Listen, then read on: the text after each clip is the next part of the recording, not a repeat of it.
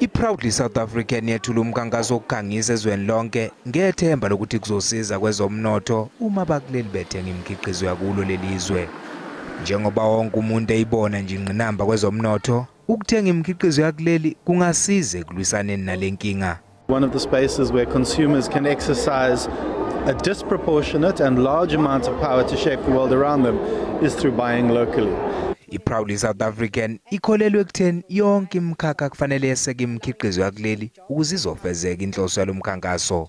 We want companies to look at their value chains as best as possible, find components, raw materials, consumables that you use on a day-to-day basis that are locally made and entrench those in your operations and ensure that you support the creation of jobs within the South African economy. iCOSATU inxusa amaqembu ezombusazwe ukuthi enze umehluko emkhankasweni wangokhethelwa ngonyaka ozayo ngokusebenzisa imikhiqizo yakuleli. They must have some sort of a partnership with the Clothing and Textile Union, which is SABC, which is producing a local content and local products.